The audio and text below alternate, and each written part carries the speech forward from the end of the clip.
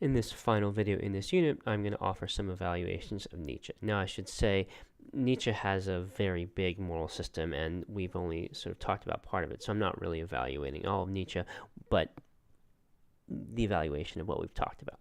So, let's look at some consequences of his view. So one is that on his view there's moral inequality. So Nietzsche does not accept moral equality, the idea that say, for example, all people are morally equal. On his view, different people can treat different people very differently. So someone who's following master morality can treat one person as a friend, another as a rival, and another as an inferior, and treat them all very differently in those different ways, and that's just fine. And the master moralist in particular may treat some people very badly. It's also the case on his view that there are different correct, if we even want to use the word correct, moral systems, different moral systems that are appropriate for different people. Right, what makes a system the correct one at all? Well, it's that it's, for you, it's the discipline system which is most life-enhancing for you. Okay, well, so that means different, but it also seems like different systems might be life-enhancing for different individuals, and that means that different systems are correct for different individuals. Now, some might claim that their own is correct for everybody, and Nietzsche thinks that that's what slave moralists do, and he really doesn't like that, and that's why he really dislikes a lot of moral philosophy, because he thinks it's a lot of slave morality dressed up as fancy reasoning, telling other people what to do. But in fact, these people, Kantians, utilitarians, do not, for example, have good reasons for their views, or they don't have good reasons to impose them on somebody else. In some cases, those might be the most life-enhancing systems, but they aren't always the most life-enhancing systems on Nietzsche's view. So we can think about this under the word relativism, and Nietzsche is to some extent a relativist about moral systems. So what does that mean? It just means that different systems are correct for different individuals, that correctness of a moral system is relative to the person who we're talking about, who might be adopting the system or not. And some degree of relativism is somewhat plausible, that what's valuable for you and what you should do is somewhat different than what's valuable for me and what I should do. But we can look at a very extreme form of relativism that would say there are no norms or values that are common to all the different correct moral systems. And a minimal universalism would say, well, there are at least some norms and values that are common to all correct moral systems, and so those would be opposed. Now, utilitarianism is a pretty extreme form of universalism. It says there's one correct moral system, and there's one value in it, namely happiness. And the Kantian view is similar, although it identifies the value differently. For the Kantians, the one value is humanity. So every human's autonomy, every sentient being's happiness. On the Kantian or utilitarian's view, those are the only values. You could have another view which says, oh, those values should be present in all moral systems, but then maybe there are other optional values or different ways to relate autonomy and happiness, because if we remember, we thought, oh, maybe they're both valuable, and we're not sure how to weigh them against each other. So there may be some room for flexibility. So how relativist is Nietzsche? Well, he treats life enhancement as in some way a universal value, right? Because what makes a moral system correct for a person is, does it enhance their life's value? So that's a criterion that is used for everybody. Some would want to go further than, but then given that value, different moral systems are going to be correct for different people, because different moral systems are life-enhancing for different people, on his view. You could go further than Nietzsche and say, actually, no, that what makes a moral system correct for someone is not necessarily that it's life-enhancing, that maybe there are no universal values at all, not even life enhancement. What's valuable depends just on your beliefs and your desires, or your culture's beliefs and desires about what's valuable. And value would be relative to culture, and then it would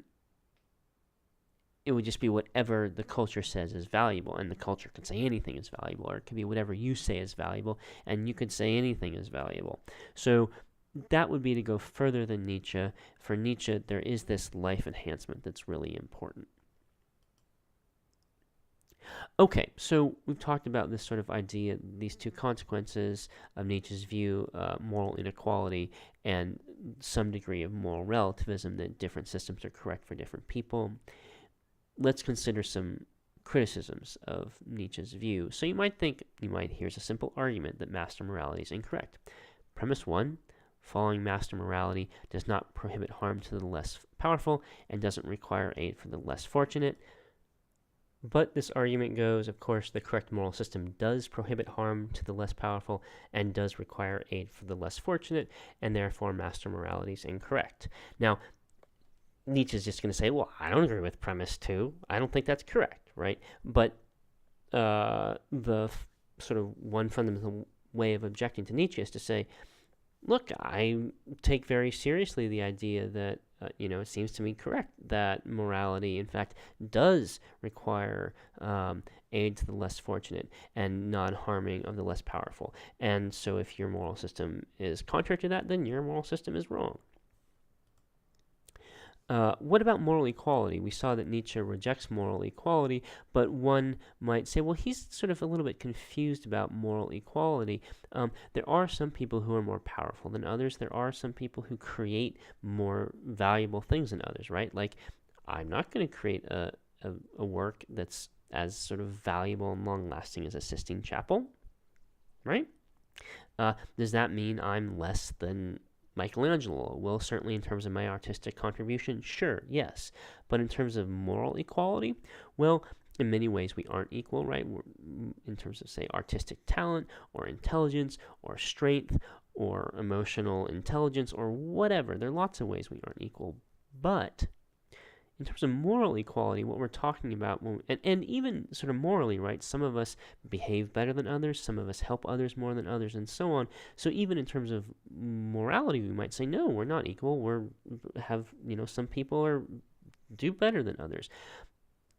When the people like utilitarians and Kantians say there's such a thing as moral equality, what they mean is that everyone is entitled to basic moral respect. Either, their happiness and suffering is part of what makes a situation good and bad just as much as anybody else's does, or their humanity requires respect just as much as any other human's humanity does.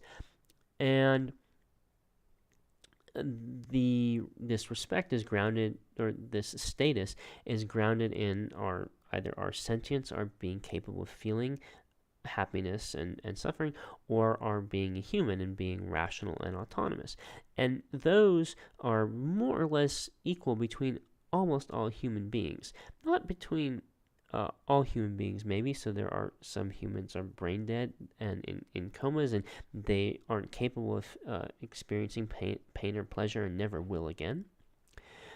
Animals, many have very limited, if any, rationality or autonomy, and some humans are profoundly damaged, although maybe not in a coma, certainly not capable of caring for themselves in any way or making plans, being autonomous, basically. But still, there is this sentience or humanity that's common to almost all humans, or wider if we're talking about sentience, and that quality we are more or less equal, and that quality entitles us on their views to basic moral respect. And that doesn't deny the ways in which we're all unequal, but it says in this really important respect we actually are equal. And now Nietzsche would suggest that sentience and autonomy are not so morally important, and okay, fair enough. Maybe he's right, maybe he's wrong. But when we talk about moral equality, it's just worth being really clear about what we're saying is and is not equal, because there are clearly lots of ways in which we are all quite different and unequal. Well, these are disagreements with Nietzsche's conclusion and his broader view, but we might find them persuasive, but it will be nice to understand what's wrong with his argument as well, if we aren't on board with Nietzsche's views. So one of his premises is this idea that moral systems are sign languages of the emotion, and the moral theorists like Kantians and utilitarians are not going to agree with that. So there's the idea that morality is a sign language for your emotions, and that so there's this back and forth relationship between what emotions you feel on the one hand and what moral judgments you make on the other hand. And the Kantians and utilitarians can acknowledge, yes, that's true, but they'll say morality is not just a sign language of the emotions. It's also for its function, right, isn't just to regulate emotions. It's to regulate our actions, and in particular to regulate our interactions with others. And it's to do so in accordance with fundamental values. And then the point of a moral theory is to accurately state the fundamental values and right actions. And so, if we then ask, has Nietzsche argued that morality is only a sign language? No, he hasn't. He's pointed out that morality does have this connection with our emotions, but he has not argued that its only function is in terms of emotional regulation. That you might think, no, there's this other important aspect of morality, maybe more important aspect of morality, that it regulates our interactions with others, and that it does so on the basis of fundamental values. Okay, now, on the one hand, I think I haven't given you a decisive argument that that's the case, that morality has that role.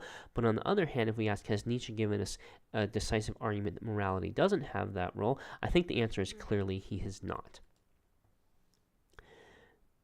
What about this other premise of his, that the best and most worthiest life is the life of great achievement? Well, again, this is something else that lots of moral theorists would want to disagree with. They would say that if you act well, that can lead to a virtuous life, and a virtuous life is a life of human excellence. And so actually, if you act well, reliably, and consistently, you will live a really valuable life, a life worth living, not just one that's of benefit to others, but that is of great benefit to you. And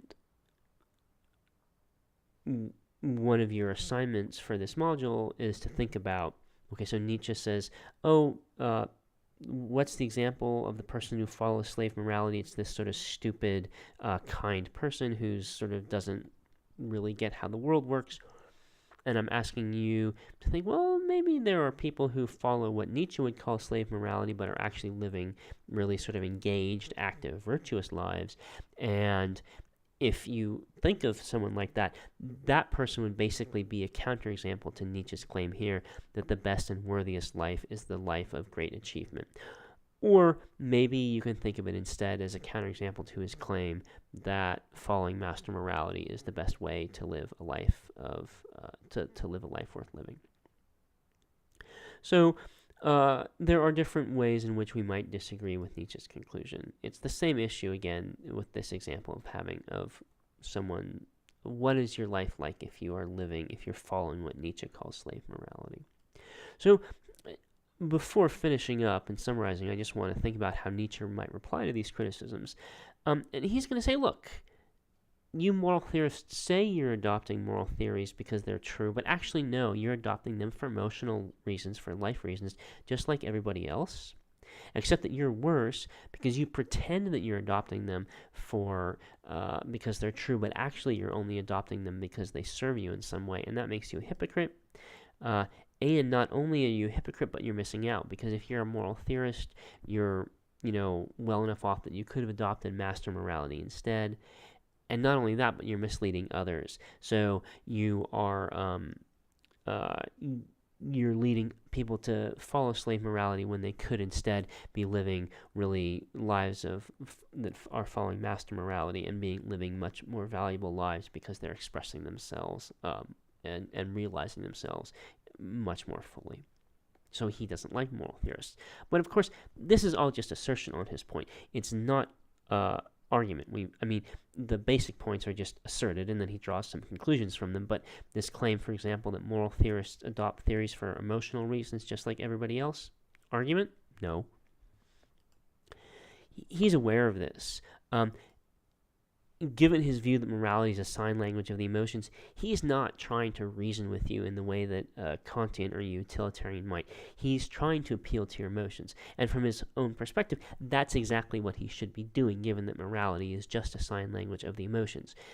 Now, that means that there's a certain point at which the debate between him and a Kantian or utilitarian is going to give out, and they're just talking in different terms, and we might have to just go for one or the other. But he is not trying to reason and give sort of full and complete arguments in the same way that a Kantian is. Rather, he's trying to persuade you in part by appeal to your emotions. And he's very, I think, pretty upfront about that. He's not pretending otherwise. Okay, so just briefly as a summary, we want to know what is master and slave morality. These are sort of the key things. This idea that the good life is a life of great achievement, that morality is a sign language of the emotions, and that we're not getting an argument for that, but rather emotional appeal. And that he has some degree of relativism because we have this idea that different moral systems are going to be correct for different people because different moral systems are life-enhancing for different people. So those are the main points that I'd like you to take away from Nietzsche. Whether or not you agree with his criticism of what he calls slave morality, or you think he's completely missed an important point.